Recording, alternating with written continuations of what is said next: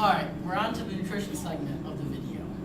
Nutrition's a wide topic. We're just going to go over the basics, what you need to know to create a pretty effective nutrition plan. Now, the basics of nutrition is going to be broken down into proteins, carbs, fats, those are the macronutrients, then the micronutrients, which are vitamins and minerals. Basically, when you make up a nutrition plan, one of the main things to think about is meal timing. You always hear breakfast is the most important meal, which it is a very important meal. For weight training or strength training individuals, that coupled with post-workout are probably the two most important meals. Now, filling it in, you're going to want to have a meal about every 2 to 2.5 hours, possibly even up to 3 hours. And these are going to be smaller meals. You're not going to have your traditional, breakfast, lunch, dinner, and then call it a day. You're going to have your breakfast, couple hours later, have your meal 2, and then meal 3, and so on, pre-workout, post-workout. We can get into that another time. But for today, we're just going to talk about basic meal timing and the macronutrients. RJ's going to talk to you guys about proteins and carbohydrates. Missy's going to talk to you about fats.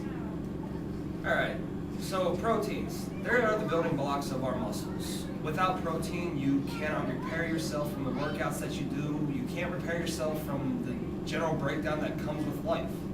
Protein is as essential as it gets in the bodybuilding, nutrition, health world. Again, you're going to find some people that will go totally against with what we say. There's many people that agree with us too, but when it comes down to it, protein is essential if you want to rebuild the muscles, build yourself bigger and better. Now, carbohydrates is another one. Carbohydrates are the fuel for your body. You need these essentially before your workouts, first thing in the morning, post-workout. They're going to be what replenishes your muscles, fills your muscles, makes you larger, stronger, bigger, all of the above.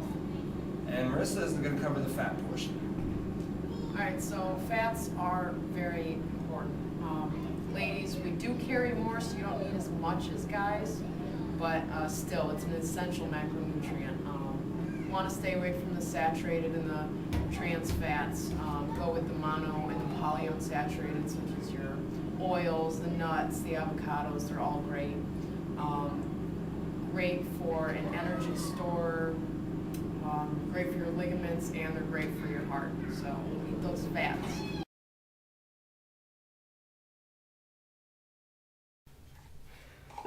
Well, hello, here we are at a dinner we are having here, and we are here to show you what normal bodybuilding meals look like. We start with our protein choice, which we have lean cut of meat here, steak, beautiful, deliciously grilled, with our roasted fingerling potatoes and just some sauteed mushrooms and onions, just a little bit of olive oil. Altogether, we're looking at about, I'd say 600 calories here. Not a lot of fat, good carbs, good protein, and a good refill after a long leg day that we had today.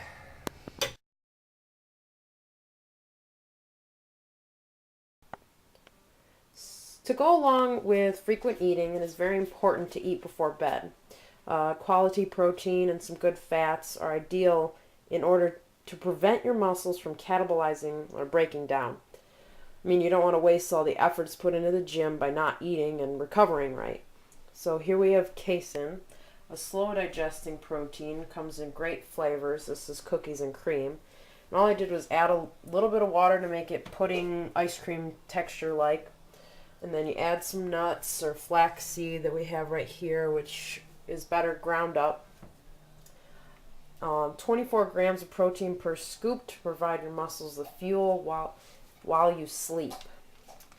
Find this online for $40 to $50 per 4 pounds.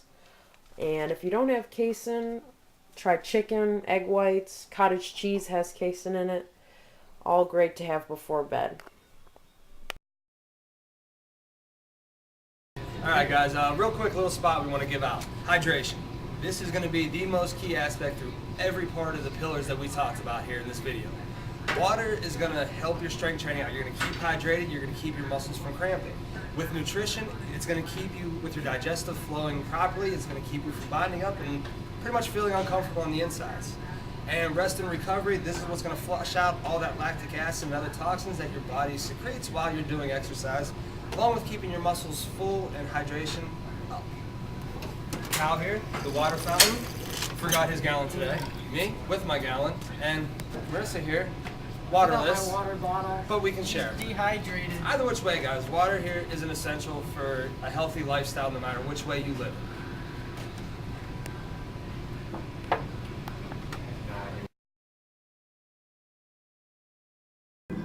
So in this segment, we're going to talk about rest and recovery. And the first really important part of that is sleep. And you want to try to get 7 to 9 hours. It's important for your muscles to be able to grow and recover, and so you can do what you do in the gym every day or every other day.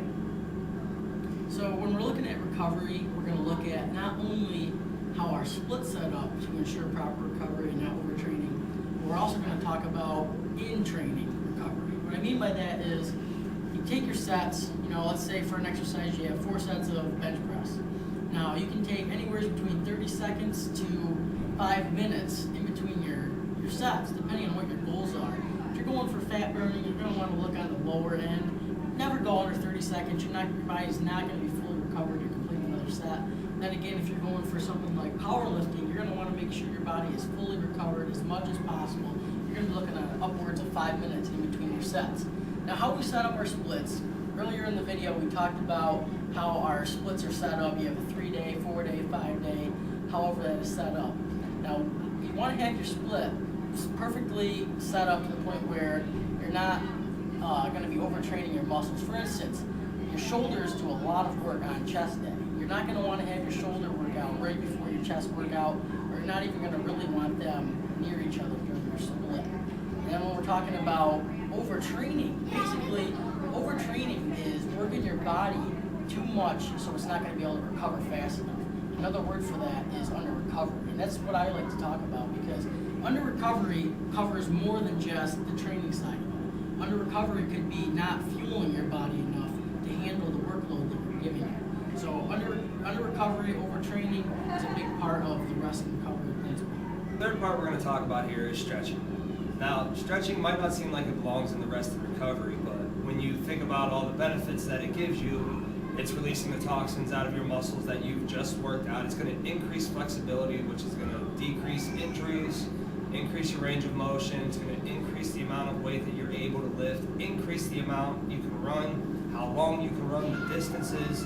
It's going to increase everything you do. And just in general, stretching is a great benefit to your life. Being able to bend over, touch your toes to pick up something you dropped, being able to go out and walk around, climb up and down with the kids that you may have, the dogs you have. Who knows what it is in your life?